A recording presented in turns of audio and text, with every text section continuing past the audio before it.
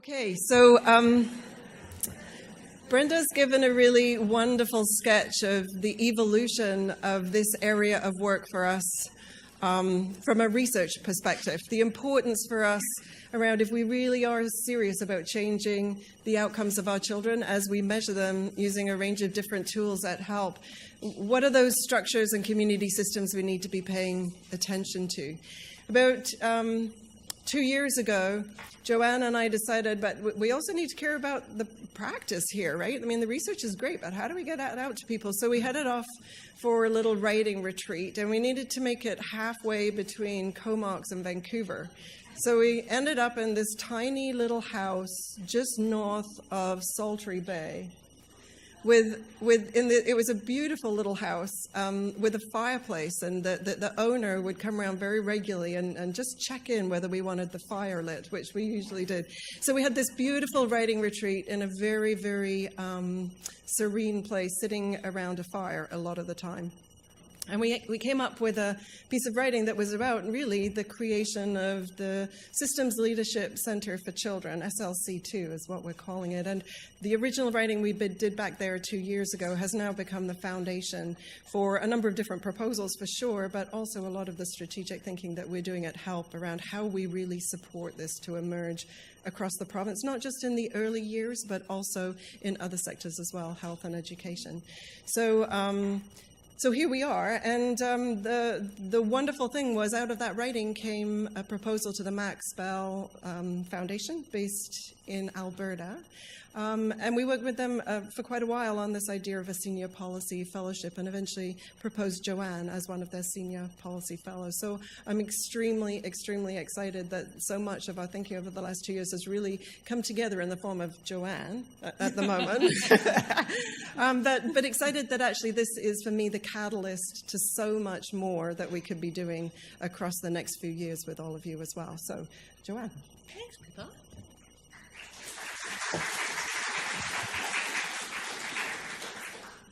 Thanks, Pippa.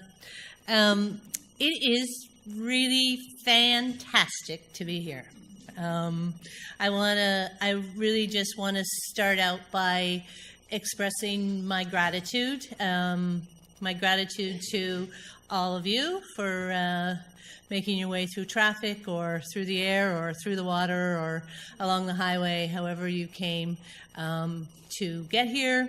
It's really just so important to have the partnership with all of you, many of you, for a lot of years now. I want to express my gratitude to Diana for opening up our session in such a good way this morning. It really spoke to my heart. Particularly, I kind of had this little insight about why I live on the West Coast, and that there's a connection between the West Coast and women and water, and it was a really helpful thing. So thank you to Diana. Thank you to Brenda for taking the lead on the research of some of this work, for Pippa, and everyone at HELP for this. I feel so grateful for this opportunity. I also want to start out again by acknowledging that we are meeting on the territory of the Coast Salish people here today, and that as I do this work in communities across BC and potentially in other places in Alberta, I'll be meeting on the territory of many of our First Peoples. I really want this work to be guided by the Aboriginal Steering Committee at HELP, by other of my Indigenous colleagues. As I think we're all aware, over the last few years with the Truth and Reconciliation Commission, we've become so much more conscious, I hope, of the impacts of colonization, the impacts of residential school, and that I continue to seek, from my position of privilege, ways to contribute towards reconciliation, and I really hope that this project will be able to contribute to that. Just a little bit on the context. Brenda spoke to it very well, but just a reminder about the data in British Columbia and in other parts of the world. Children are doing less well since all of us have been committed to improving outcomes, improving life chances for children, much of the data is going in the wrong direction, and particularly around social and emotional development. So as we begin this new journey, it's just really a reminder that we still have lots of work to do together. This is an old slide that's been made to look better. Many of you have seen this one. And again, you know, it's just a reminder of our context. When we look at our current early child development system, it is very chaotic. From the point of view of families in particular, they can come into our communities and be very confused as to which door is the right door for them and how they can get services for all aspects of children's development that they need. So we still are starting from a place, even though we're learning more and more about how to collaborate and how to collaborate effectively, we're still starting from a place of being quite fragmented. We really, although we've had great efforts over 15, nearly 20 years in terms of investment in collaboration, it hasn't been systemic investment. And it hasn't been attached to the public system. And in many ways, it's continued to be off the side of people's desks. And so there's great work going on, but we still are starting in this place of chaos where our collaborative efforts have not been well resourced and they have really lacked leadership. So this has been our mantra for quite a few years now. I know we can all sing the song, but I won't make you do it. We do have, it's so interesting to hear Brenda say this morning, over 170 collaborative structures around the province. I had written down 150. So between then and now, we've added 20. But we have a lot of people in communities around the province coming together, really trying to devise local solutions to improve outcomes for children. This is a map that Clyde and Lori and others of us at HELP worked on in 2008, where we started to map out the number of initiatives that had happened in communities around the province as a direct result of early development instrument results and a direct result of people wanting to find those local solutions. There were lots of locally planned interventions, and there were some provincially planned interventions. At the beginning of time with the Strong Start Centres in the school districts across BC, early development instrument results were used to guide the placement of those.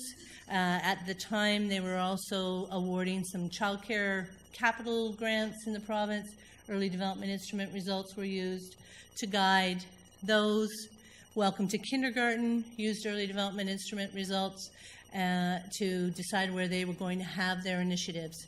And so between the provincial initiatives, the regional initiatives, and the local actions that people were taking, we stopped counting at over 700 initiatives in the province that had been developed as a response to early development instrument results.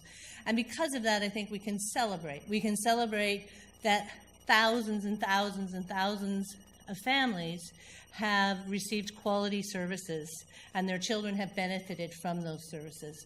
But in spite of that, we really haven't made a structural advance. So it's more complicated than we thought.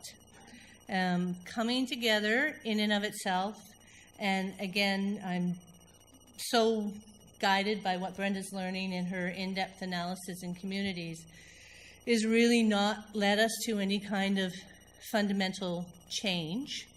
In some instances, in fact, it may have even increased fragmentation because it has created a structure that people have to attend to over and above their day jobs. leading not to collaboration, but to that further fragmentation. So really, it's complex. And I was thinking this morning when I was thinking about this presentation, sometimes when you listen to people talk and you think, how many times are they going to say that one word in the period of their talk? So what I'm going to ask all of you to do is monitor how many times I say complex. One. It's very complex. But the hypothesis of the work that we are embarking on at HELP and in partnership with all of you is that the first step that we need to take to lead towards that fundamental change is really hinging on building what we're calling compassionate systems leadership. That if we're going to move from where we are to where we want to be, that this is really the first step. Some of the things that we have learned that have kind of led us to that place. Any of you who have delved into the whole idea of systems thinking will know about the iceberg metaphor. And the iceberg is the perfect metaphor for really understanding how systems work. So about 10% of an iceberg is above the water, but it is actually shaped by what happens to the 90% of the iceberg that is below the water and the currents in the ocean that impact it.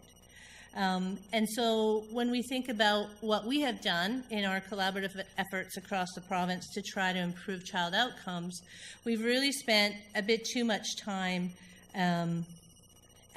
above the water, thinking about events and reacting to those events, rather than diving deeper and trying to understand some of the things that are shaping those events. So the patterns of the behavior of the system over time. How have things changed that have led us to this place where we're actually reacting to this one event? What are some of the structures of the system? And again, Brenda detailed these very well in terms of how those terms of references, meeting structures, leadership structures, how are they actually influencing the behavior of our coming together? And then most importantly, what are our mental models? What are our assumptions and beliefs about children, about families, about our communities that really shape everything we do? So we may feel like we're just above the surface, but in fact we're being impacted by everything that's happening below the surface.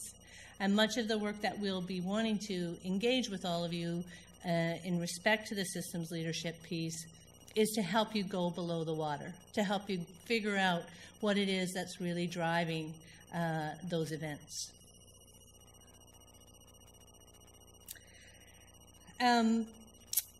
The other piece that we'll be focusing on in terms of the systems leadership approach is really thinking about ourselves as humans in the system. We often think about, how people connect to each other, what are the processes, what are the policies, but we kind of neglect the human element. And the human element, for the most part, is brilliant. It's what we have to leverage for growth and change and getting to where we want to get to. The human element is not a bad thing. Yes, we come with biases and we come with some things that may not always move us to where we want to be, but ultimately it's in our hearts that we have the power to change things. And if we are able to combine those things, we can. So the whole idea of compassionate systems leadership. It says leaders here, and again, when I was thinking about it this morning, I was wishing that I had written leadership, because one of the things that I value is not individual leaders, but a shared leadership that together we create leadership. So much in our society is about who are the leaders, who are the charismatic people, who are the people that can make things happen. But in my way of thinking about it, leadership really has to be shared between people. Compassionate systems leadership is a term that was developed by Daniel Goleman, who many of you will be familiar with his work.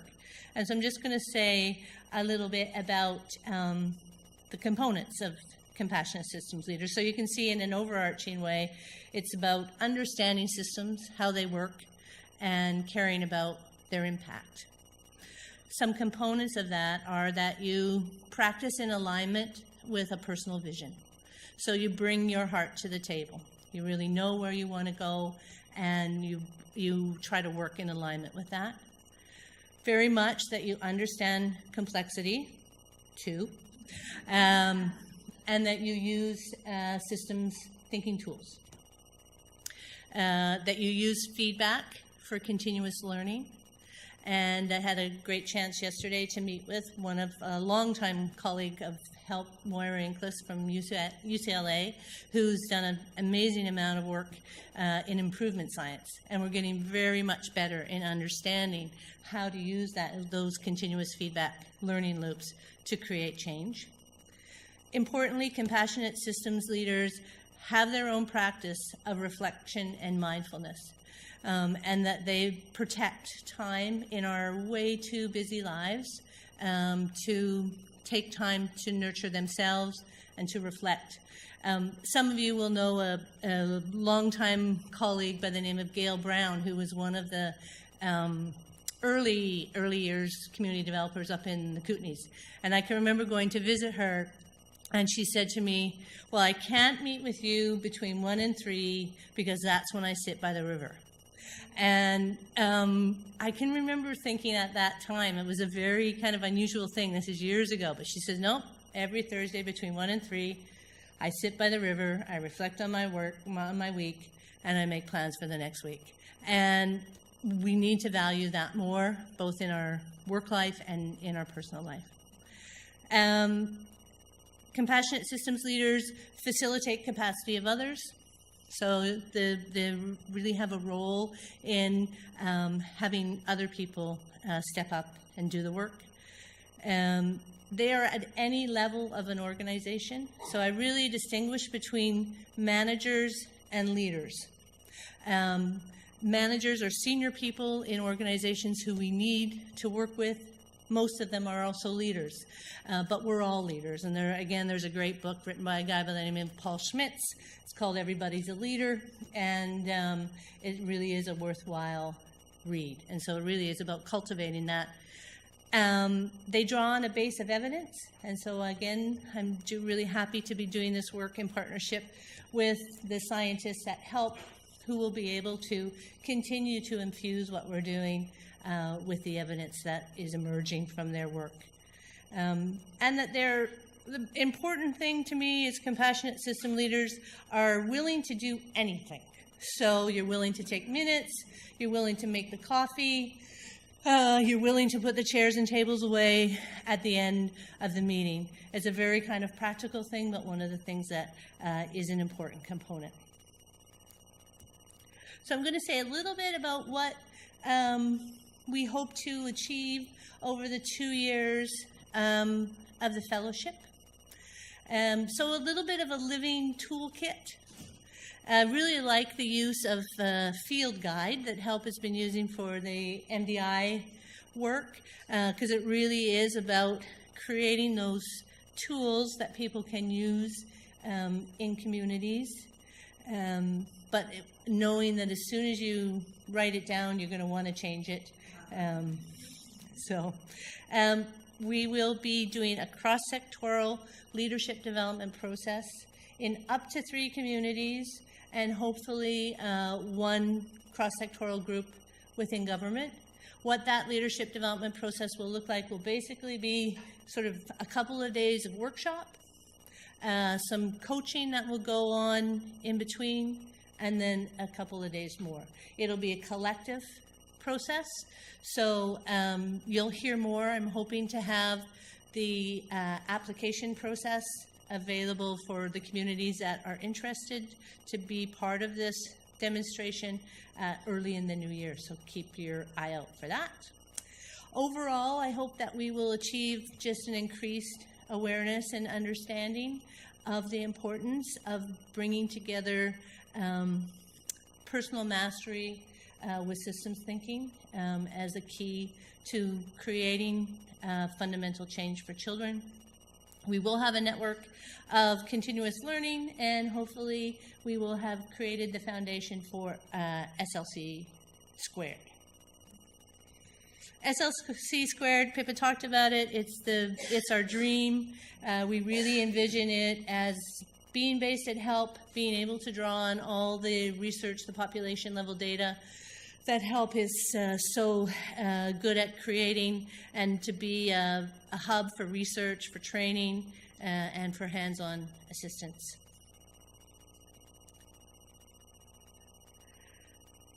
We're really thinking about it with two foundational concepts that will underlie the work. And I have to acknowledge primarily Peter Senge, who wrote a book called The Fifth Discipline, whose work is the foundation of much of the way that we're thinking about this. And I had the chance a week or so ago, as I had last year with some of my colleagues from HELP, to go and spend some days intensely with him and some of his colleagues. And it really was transformational for me in terms of how I look at the world. And gratefully, he has agreed to kind of stay on board as a little bit of an advisor to the process. So the foundational concepts are really social emotional learning and systems thinking. So social emotional learning, and this is something that all of you will be familiar with because thanks to Kim Schonert-Reichel, it really has taken prominence throughout the province, and we now have social emotional learning outcomes in our K-12 curriculum. So it's something that I think we're mostly understanding. You know, it really is that process by where you develop positive sense of self, manage your emotions, set and achieve goals, make decisions. These are the things that we want for our children and that we need as systems leaders. So it really is about thinking, if we have valued the concepts of social emotional learning so much that we embed it in our K-12 curriculum, aren't those things that we should be able to do as adults as well?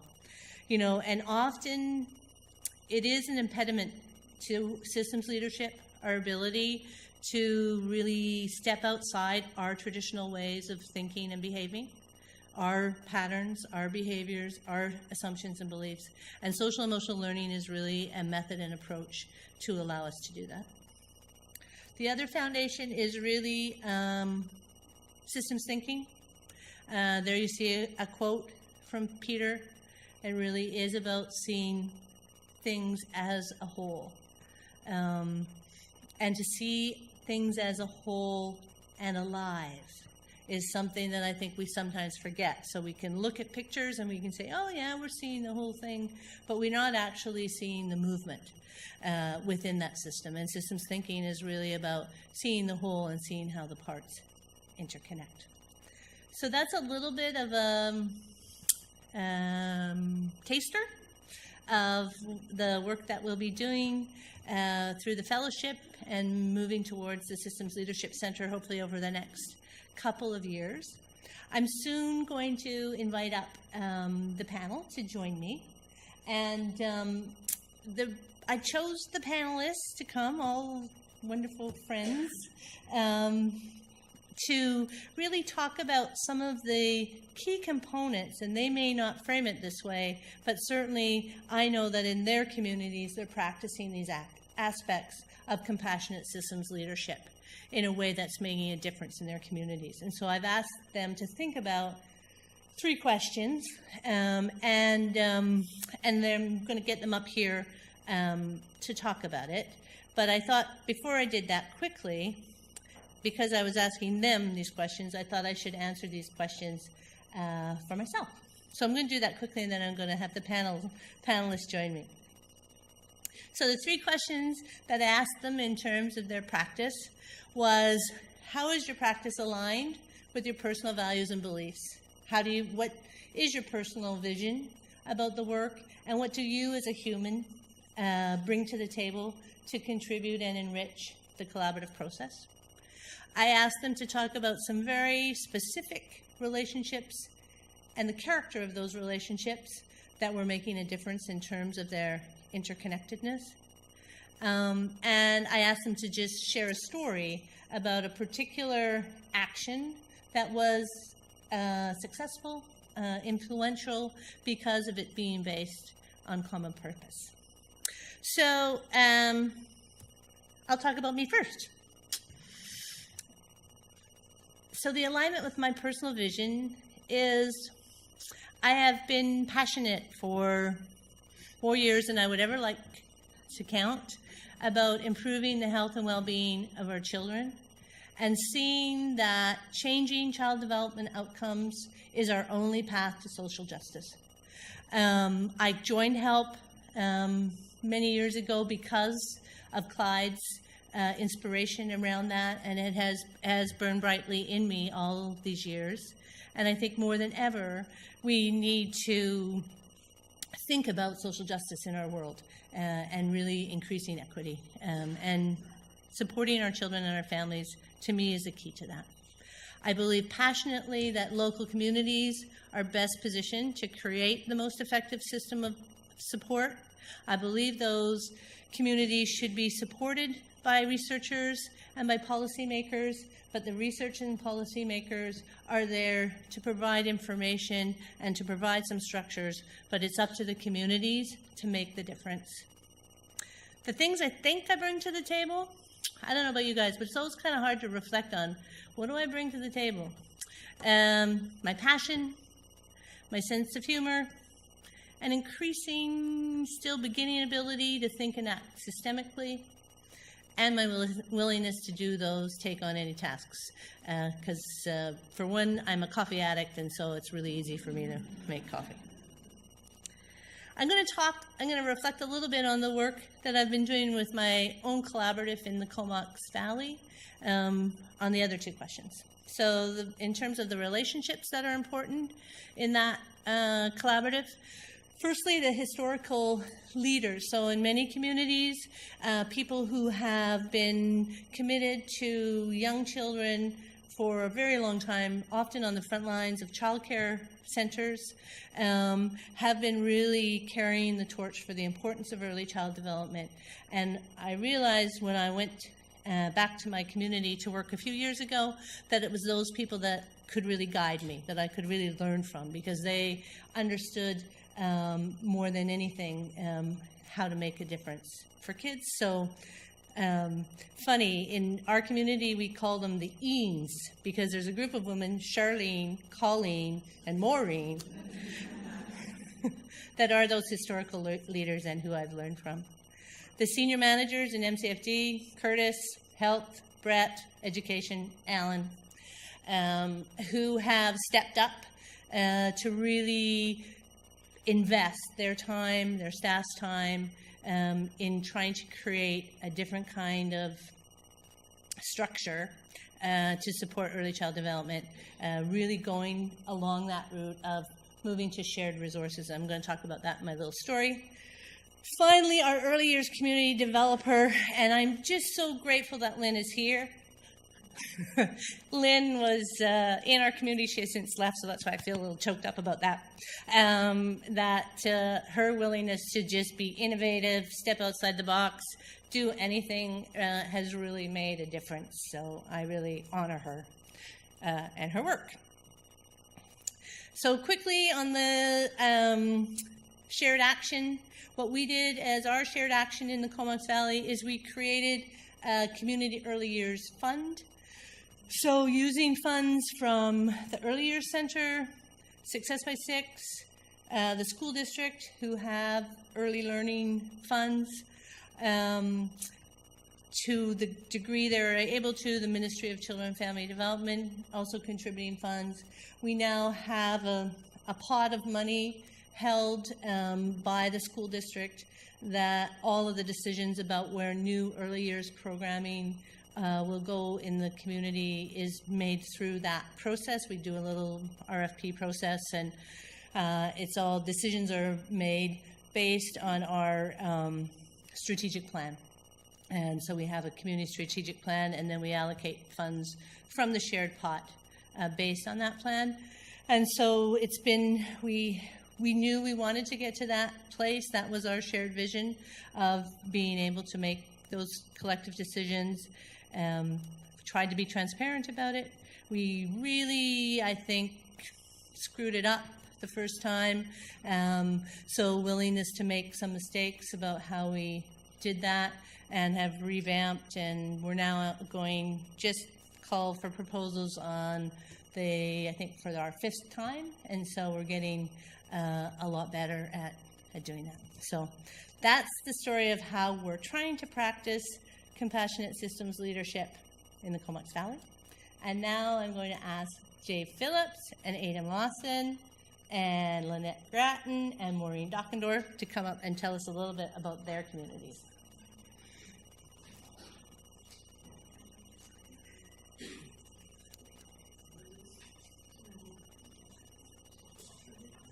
Do we have a microphone pick up?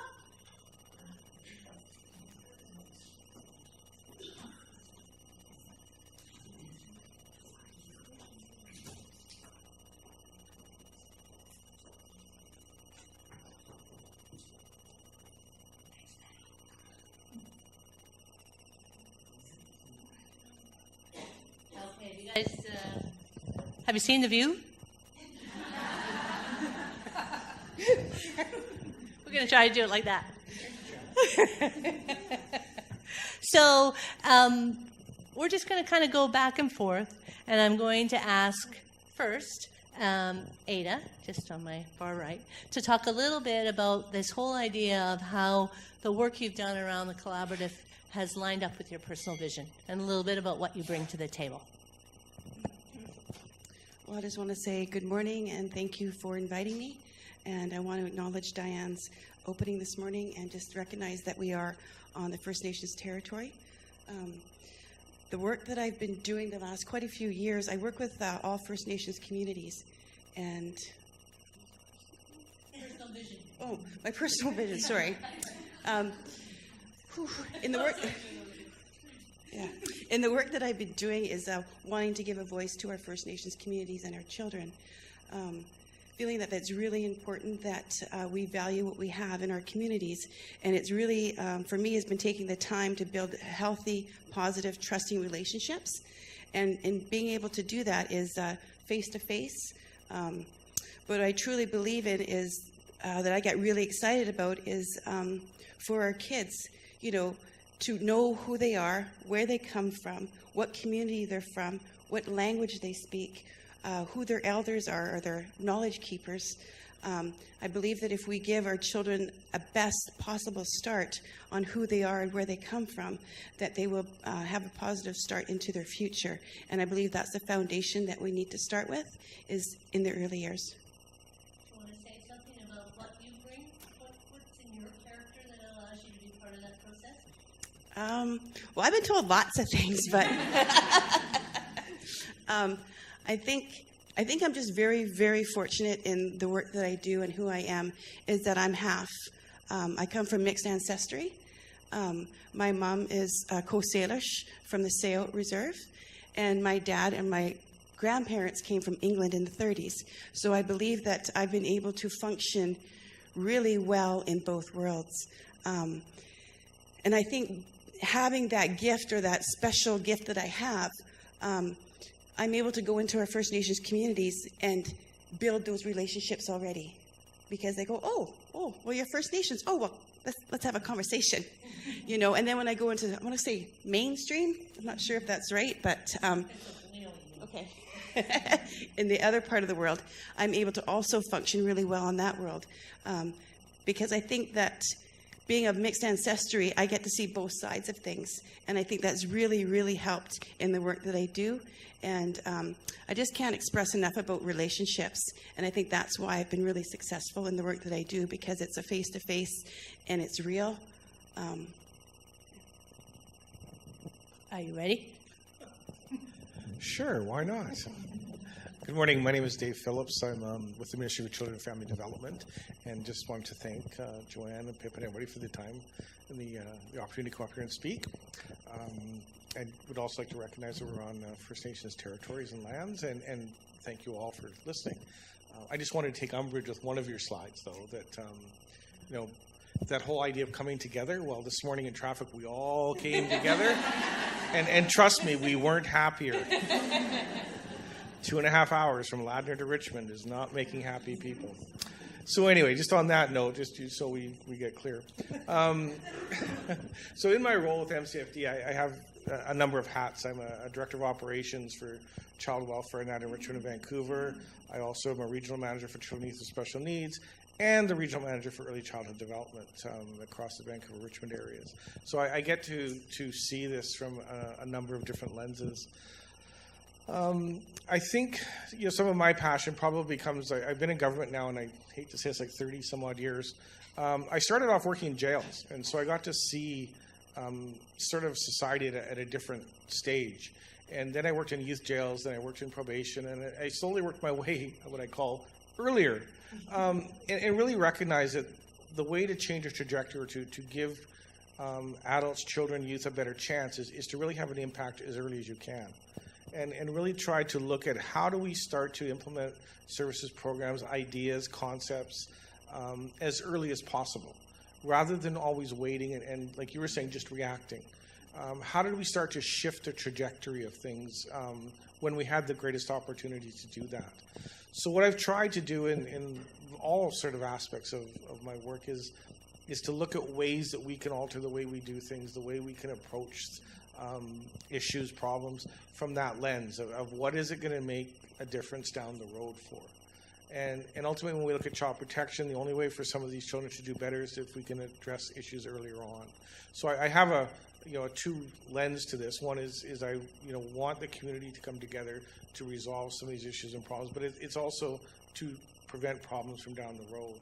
And I think that's something that when we try and balance between this work and our other hats that we wear that you were talking about, I try and connect them in some ways. And I think, when I look at the communities that I've been able to work in, we've seen some huge differences. We've seen some great successes in different things. Lots more work to do. What do I bring? I don't know. Sometimes I think I wonder, and so do the people around me.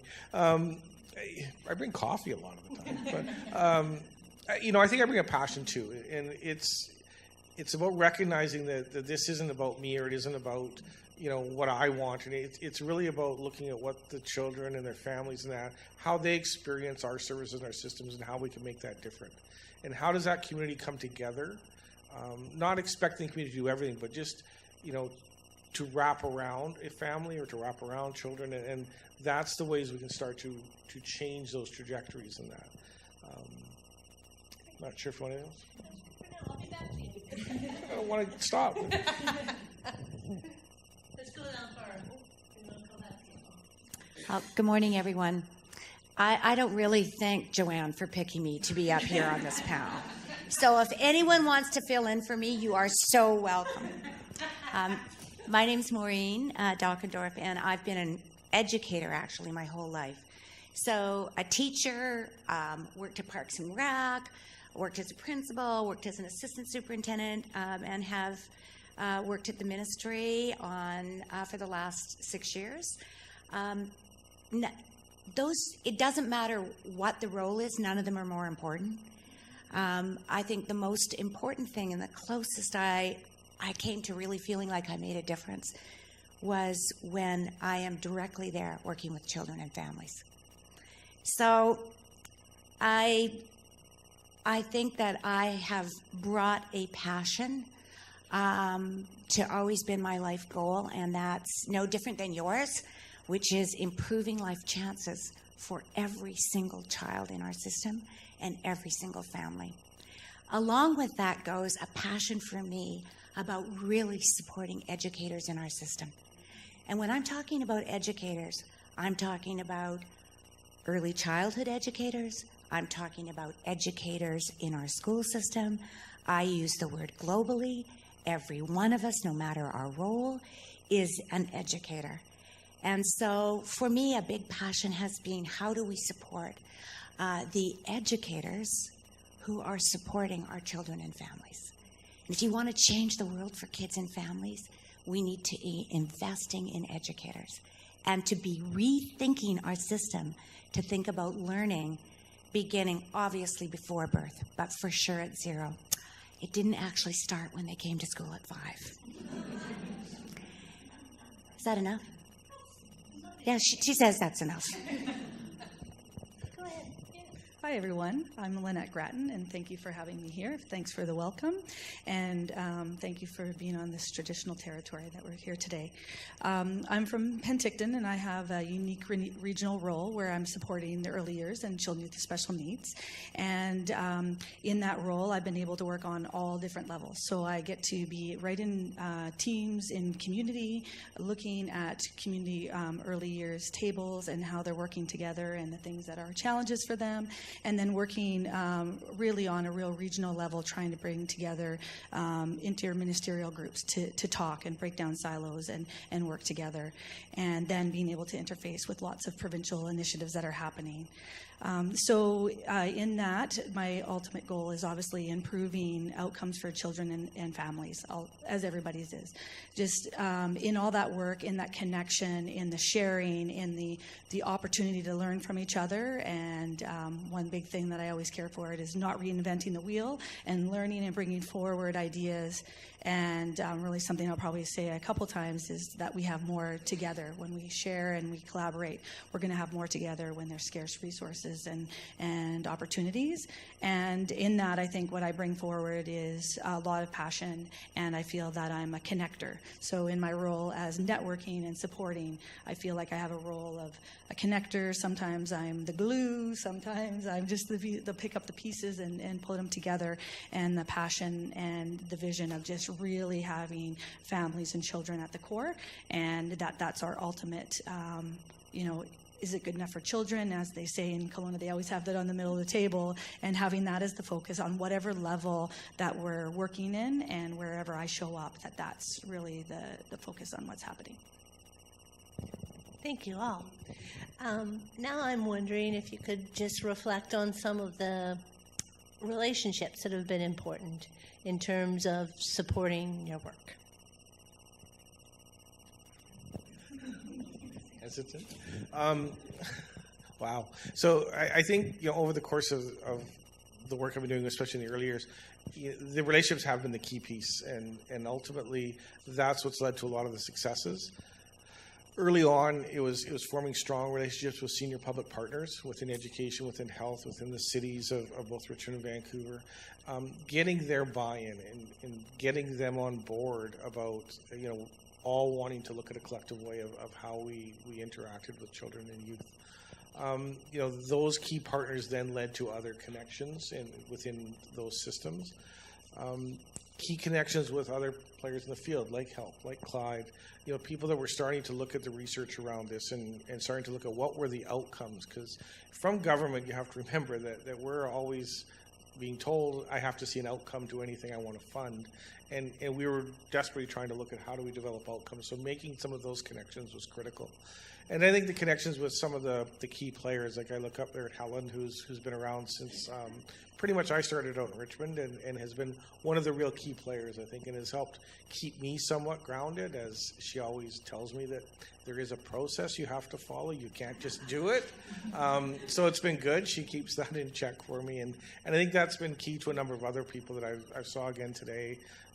As I look around, I recognize so many faces. And that's, to me, what that whole idea of relationships is, people that are still here, still doing the work, and continue with that passion, because, the more that we have that sort of core group continuing on, I think the better it'll be. So, some of mine. How about Ada? I thought you were going to start singing. Well, don't forget, my traffic issue. Okay, well, the relationships, I guess, I guess I've been in the field not as long as some of us have, but I've been here for a while. And in the last quite a few years, when I started a particular position, I needed to figure out what's happening in my communities, who's doing what, and I didn't really know how to do this. So I started bringing together what I started calling a working group, and that was where people that were, from the school district to Aboriginal health to the librarian to various different facets of people. And then when I held this group, I always had an elder or a knowledge keeper join us, because I really felt like that was really important to keep us grounded. And then my elder said, you know what? I don't like your name, working group. You need to be, she gave me a name, it's called Yat-Yatal, which meant working together. And over the 10 years, we developed this, not working group, Yat-Yatal. It was based all on trust. It was also based on, because we had different people coming to this table, and whether they were First Nations or non-First Nations, it didn't matter to me, because the common cause, or for us being there, were for the kids and the children and the families. That was the core of that meeting. So whether you were an executive director, whether you were, I don't know, way up there, or whether you're a frontline worker, or whether, you were a parent, it didn't matter, because we were there for the kids. So when you came to that table, I basically said, kind of put your stuff aside, because we're here for the kids. Right? And that's why we're here. But also in saying that, we developed, when we had this meeting, we sat in a circle. Right? So there's nobody sitting above or beyond. Everybody was equal at the table. And another thing that worked really well, I don't know if they came because I provided really good food, right? But that was a key. That was one of our cultural teachings, that you feed the people when they come, and they will digest, they will take in that information, right? And they'll hold it in their heart, right? So that was one of, so as this group evolved, it just got bigger and it got bigger. But a lot of it had to do with networking. Well, what do you do? What do you do? Well, how do we connect? How do we make this happen within our communities? Whether you're on reserve or off reserve, it doesn't really matter, because we're here for the kids. And that to me was key, that we were all equal. Nobody was better than anybody. Nobody was higher up. Nobody was lower down. We were all equal. And at that particular circle, we all had a voice. Everybody had a chance to be able to share their thoughts and what was going on in their world. And then when I had a break, it was actually really hard to bring the group back together, because people were like, oh, that's what you do. Oh, that's what you do. Oh, let's connect. So to hear the buzz of people communicating and talking during a coffee break was amazing, because that's where the magic happened. And I think to allow that process to happen is a beautiful thing if you do it naturally. It's not forced. But for me, it's all about the relationships. And if you don't have that trust, then maybe that's not the place for you to be. Key relationships. Oh my goodness, so many. Well, first I'll speak to a historical, I don't know if she'd like the term, but a visionary and somebody who was really influential in creating the structure that we have in the interior that's actually created the opportunity for me to have my role as a regional advisor and the other structures in that. And Marcia Julian within MCFD, who was the ECDCYSN manager for our area, and she was just a visionary, and she really I always thought about networking and the importance of that. And in her vision of that, she carved out the opportunity in a financial way for us to be able to do that in the interior, and not just in one area, but in all. So we actually have a very strong regional advisor network that supports all of our work, and we continue that today. So I have to say that has been a key piece, because without that vision and without that creation, the opportunity for me to do my work wouldn't be here. And in that, the other piece that was also under her vision and happened was really about that connection and bringing people together. And in the interior, we have a group that I facilitate, but it was... Go off.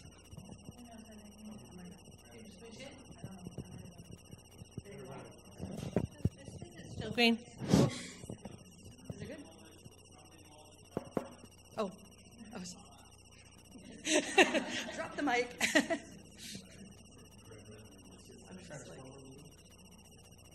I can talk loud. Just talk among yourselves. Network. Share your passion or your relationship.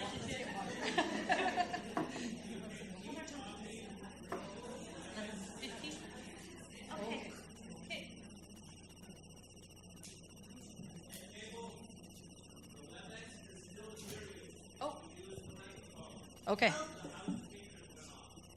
Okay. Okay. Can you guys hear us? If we speak loud, can you hear us at the back? Okay, I can speak loud. So the structure that we have around, is it working? Okay. Around having regional advisors, and in that we've created in the interior what we call the ECD-CYSN Alliance, and it's about bringing interministerial groups together around breaking down silos and collaborating and working together. And so that, like I said, was a vision of Marcia's as well, and that just created, continues to create the platform for work that trickles down all the way down to individual teams and community, and what goes up to provincial. So I think that that structure and her vision has been a key piece in creating opportunity for all the networking from health to school districts to Public Health Agency of Canada, MCFD, and community. It's been a platform for us to be able to do that. So, thank you. So when I think about relationships, again, there's nobody in this room that doesn't know that's at the heart of all of our work. What is curious to me is around the building of those relationships. And I think this comes into the work that Joanne and Pippa are embarking upon about really thinking systemically. So not just thinking about what's happening just at our table, but thinking broader than that. Thinking about ensuring that we have the Indigenous voice that's woven into the fabric of all of our work.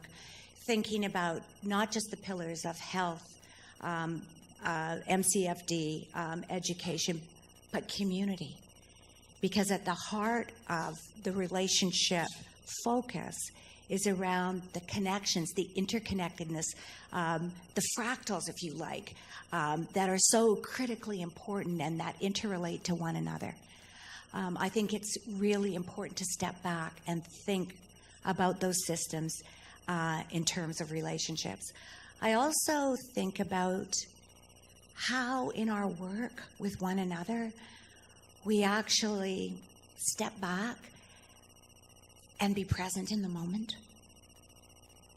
Just to step back and actually pay attention to place and where we are at that moment in time and who's around it, whether it's my granddaughter, or whether it's a table at MCFD or the ministry, or whether it's in a school district, just checking myself in terms of relationships, about actually being present, around practicing deep listening, and practicing paying attention to sense of place. Because at the end of the day, at the heart of it all, is about our relationships with one another. Thank you. I think we have enough time to step outside. Turn outside. To tell just a little story. So what I asked the panelists to think about was just to share a little story of when this whole collaborative action came together, and they walked away and said, "Yeah, that worked." Wonderful. So I'm going to tell a story that's a little bit of a journey. And so going back to the group that I mentioned earlier, the ECD-CYSN Alliance, we're doing work around infant mental health. In the interior region, we have, I'll call it the infant mental health framework. It's got a much broader name than that. But anyways, that's simple. And so we were sitting around talking and going, how are we going to identify kids that have infant mental health conditions and supporting their families and getting to them early so we can get that early intervention in place. And we kind of went back and forth around meetings and so on and so forth. And then I went, and things happen, sometimes happenstance, and I went off to the early years conference and sat in the absolute perfect workshop. And I went into a workshop where the Fostering Early Development Program was presenting. And so they were speaking about their initiative in supporting foster parents and identifying kids using the ESQ and their health screenings. And I ran up to the front of the stage after they were done and basically accosted them and said, "You need to come to the interior and share with us what you've done. And so we can learn from you, and we can figure out, can we bring these things, to our region?" Because it was a phenomenal piece of collaborative work. And so we brought them, and we created space for us to hear from them, and then to gather together with many stakeholders and talk about it, how it might impact our region, and being much broader and bigger and vast and remote, and all the things that we have in the interior region. And so we were able to talk through that and go, well, yeah, we're not at the place. First, we don't have any money, but also we're not in the place to, because of our remoteness and our vastness, that, you know, we're not ready to do that yet. But maybe we should go find out what we're already doing in our region around early identification of young kids. So I was guided by the group to go off and basically do an inventory and find out what was happening in our region around early identification, and how were we finding if kids were needing some support early on. So did interviews with communities, and basically represented about 43 communities in our area, and found out we really only had some kind of structuralized committees and things happening in about 6 communities. And in the interviews that I had with them, it was all kind of phone, and I said, okay, you know, asked them about the logistics of their screening activities, and then said, yeah, how could we support you if you want to do more screenings? How can we support you? And we have no money. And, you know, basically there's me and a very little pot of money. So how can we support you? And they said, we basically want to learn from each other. We want to not reinvent the wheel. We want to have more together. And if we can learn from each other, that would be supportive to us. So that launched us into developing what we've called the Interior Region Early Screening Network, which is basically a clearinghouse or repository for information and sharing, which is housed on a wiki space. And I was sharing that with our early years managers in the interior, and kind of talking about where we were at with the progress in about 2013. And Pippa happened to be presenting and was in the area, and so she came and sat in our meeting. And then another happenstance happened where she was saying, wow, that really sounds like some of the work that my colleague, Dr. Martin Goon's doing, and maybe I'll connect you. And so it sent us on this wonderful scaffolding of collaboration and learning and sharing together. And so then we started talking before the TDI was the TDI, and invited Martin to speak to our early years groups and share and grow. And so that those conversations, that willingness to share, and the culture, what I'll call the culture of sharing that we've created through this network, is just blossoming on the community level. What we're seeing with community-based early screening, the initiative, the passion, what's happening with the number of kids that are being supported and their families being connected to resources early is phenomenal, and is growing by the day. And now we're connected, you know, with being some of the pilot projects for the TDI, and working closely with the research here. So that I just wanted to speak to that collaborative piece, and it was really, like I said, in the essence of sharing. And we didn't have a lot of resources, but really just grounded in, we have more together, and really keen in on community's passion to really want to support kids early. And one of the things they said when I did the interviews was, you know, kids are showing up in kindergarten on the EDIs being vulnerable. We want to, they literally say, back up the bus and find these kids early. And so that was the catalyst for us creating this network and supporting communities in their own process around early identification. Thank you. That was fantastic. That was a long journey, very concisely put. Ada, do you want to tell a little story when it clicked? Well, I was trying to think of which one I should share. And I guess I'm thinking about, what's her name? The lady that spoke. Oh, Brenda. No, after Brenda. She talked about, well, one of us talented ladies here spoke a little earlier about taking care of our frontline managers. And the role that I work at CSETs, I work with 19 nations and 3 friendship centers. It's not all at the same time, but in a different capacity. And our territory goes from Qualicum First Nation all the way down to Victoria. And I'm called their Aboriginal Child Care Officer. So when I first started that position, one of my mentors said, Ada, don't forget about the managers. And in the role that I've had regular child care managers meetings, and that has become a really safe place for our managers to be able to come and share what's going on in their programs. It's also a place, you know, where people are able to get out sort of, I guess, their frustrations or what's happening in their world, whether it's the children, families, whether it's chief of council, whether it's the board, or whether it's the grandparents, aunties, uncles, whatever what happens when we work with families and our managers, sometimes they get a little burnt out and they don't have a place to be able to talk to somebody that will understand exactly what's going on. So I created a safe place for our managers to gather together, to be able to do some networking, to say, hey, you know what, there's new funding out, or this is what licensing has said. But I really felt like supporting our frontline managers so they can support their staff and support their communities is really, really valuable. I see managers, many of them are starting to get burnt out.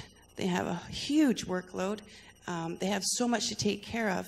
But I truly believe that if we're able to invest, in our frontline workers, our ECEs, giving them a decent pay of rate, giving them all the things that we want as professionals, and then to be recognized. I think, but for them to also be recognized as professionals. I attended this amazing workshop last year. I think it was in Parksville, where they brought together the ECEs and the school district. Whoa, what a fabulous idea. Because I think between ECEs and sort of the school, we had different perceptions of what we do. And I think bringing us together to say, hey, you know what, we're here for the common cause. We're here for our kids. And recognizing that we have similar goals and objectives, but it's... I think what's really important that I really wanted to say today is, in the work that I do, is that it takes time to build on relationships. It takes time for that investment. It takes time to hear what people are saying, because I think I got fabulous ideas. I could do a zillion things, but my reality is that I need to take the time and listen to what my community is saying, listen to what my knowledge keepers are saying, listen to what my managers are saying. Because they're the ones that help guide the work that I've done for all these years. And without building those relationships, without getting to know what the community is really saying, what they really want, we're not going to be able to move forward. And to be able to move forward, we have to have those relationships. Want me to go? Okay. Well, I was going to speak to this from the Richmond perspective, but it's one of those community tables that's been in effect. It was one of the early pilots of the children's Make Children First initiatives, and there's just been so many, I think, examples from a community development guide to, an early years framework to a children's charter that, 3,000 Richmond children developed a children's charter and presented at council, was written into the council. So there's so many, I think, things. But, when you touched on the fostering and development one, it kind of twigged to me your iceberg, because it truly, I think, represents how the iceberg works. For those of you that don't know, it's a fairly local Lower Mainland initiative around screening for children under the age of 6 that come into the care of the ministry, which, of course, I have responsibility for. So it started off at a conference. Dr. Chris Locke and I sat around a table and drew up some ideas on a napkin after hearing a presenter talk about how children in care have terrible outcomes. They don't graduate from school as well. They don't get employed. They end up in jails. All of these things that were so negative. And so Chris and I sat around and we talked about, how do you change that? What makes a difference for those kids, recognizing that many of them are coming into care with what we talked at that time, which was very innovative about the ACEs. And I think everybody now has heard much more about the ACEs. There's a summit coming up on it. But we started to talk about those adverse experiences and what that impact was. So we ended up backing it right up to the earliest group of kids, our 0 to 6 population, and started to say, what if we could identify what those issues were for them to the best of our ability earlier on, match them with foster parents that received training on how to work with those kids, and then also continually do different screens over that period of time, and then be able to track that, which was a critical piece for us. So what we were able to institute, and this is one of those ideas of creating a mental change, starting to look at the problem from a different lens. And once we started to get this together between Chris and I, it was amazing of how many people wanted to get on board. And when we talk about funding, we started with a very kind of hid money away somewhere. There's nobody here who's my boss, I don't think. Hid money off the side of our desk somewhere and started this with really very minimal funding. But we found as soon as we started to get it together, everybody came to the table. We didn't have to ask. We had people phoning saying, wow, what a great idea. Can we be part of this? We ended up co-opting another government server so I could create a database system. Education allowed us access to their database. Health allows us access to theirs. So we're able to actually bring all those systems together that provided opportunities to track these kids and how they did. And then the other key piece, and through help and our connections with UBC, we were able to have an evaluative process done and done for free, by somebody who was doing it as part of a research project. And we were able to come up with what they determined was a statistically significant difference for those kids. And so that was something that clicked for us, is yes, we were able to intervene at a much earlier rate. We were able to identify what some of the issues were. We were able to bring to bear systems that could then assist, whether they were the mental health systems, addiction systems. Yes, addiction systems for kids under 6 is still, something that we have to consider. And social systems, parents, foster parents, grandparents, First Nations communities. All of these kids, for the vast majority, were going home again. And so what we were trying to do was develop a system whereby when they went home, they had all of this great information and work that had been done with them in order to allow that trajectory to continue to go at a better rate than what it had done before. So when we looked at Iceberg, the reaction was to a conference. And then all of the work underneath it, I think if you look at it, really each one of those were steps that we had to take along the way. And today it's probably one of our more successful programs in looking at changing things for kids. And now we're just trying to look at how do we expand it, how do we find some more opportunities to maybe kids that aren't necessarily coming into care, but how we keep them out and having that for parents as well. So that's just one example that I'll leave it on. Thank you. Maureen? Thank you.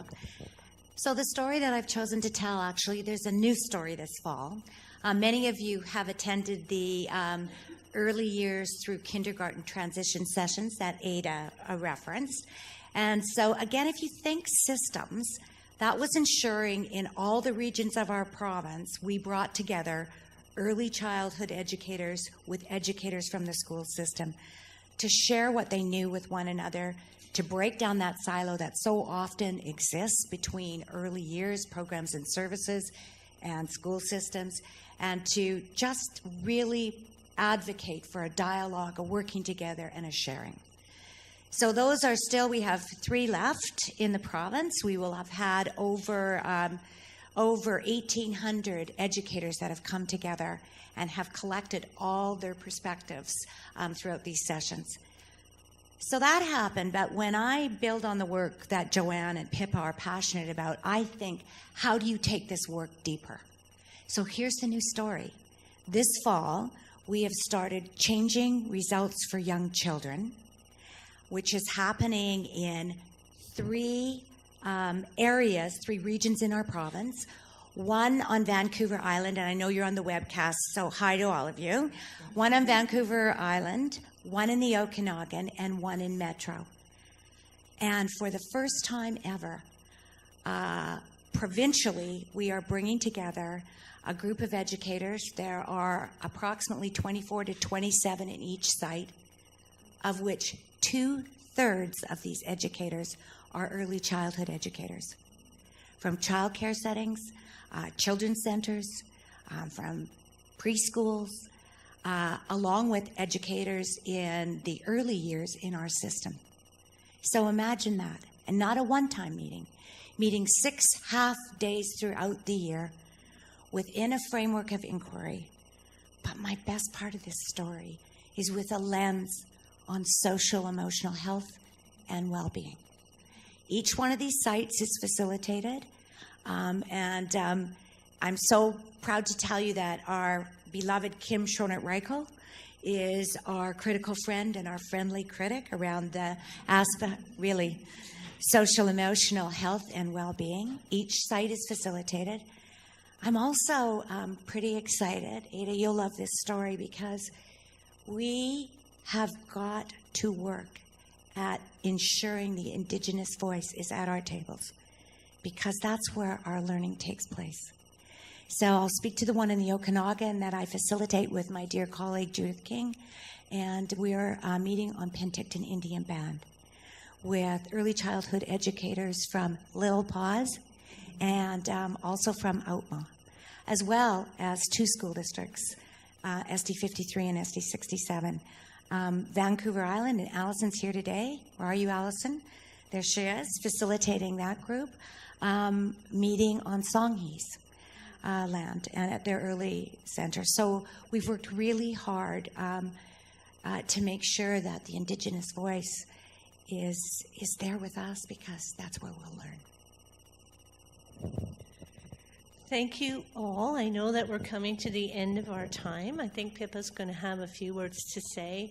I have such gratitude for you being willing to come and share with us all today.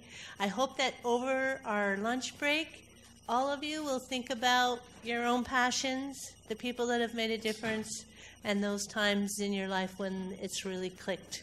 And I know we're going to reconvene later. So thank you.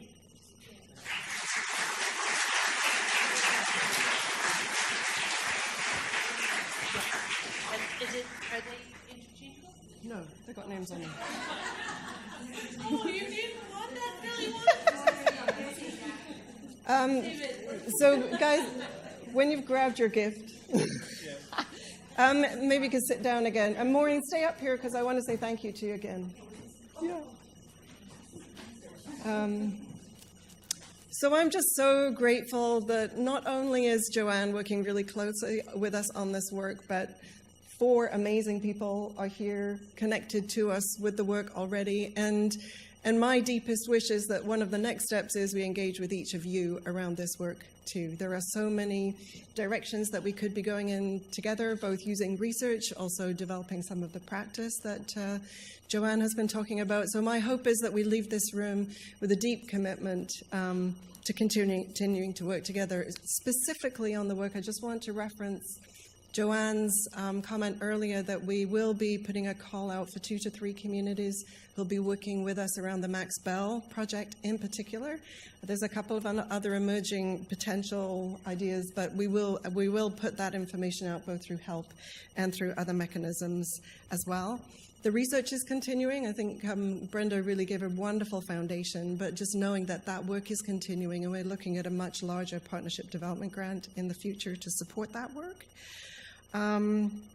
And I really also want to make sure that we deeply connect what we're doing in this field also to the data that HELP has traditionally been known for. To me, an entry point into a lot of this conversation is actually also using data wisely and using it for those objective, community-based conversations where we truly understand what's going on with our children together as we plan forward. So continuing that work around how we make meaning of our data and how we use it every day in our work.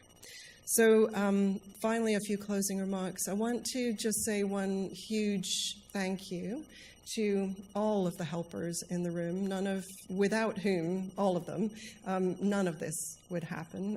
Hard to single anyone out. But if every helper in the room could stand up, please, and just be acknowledged.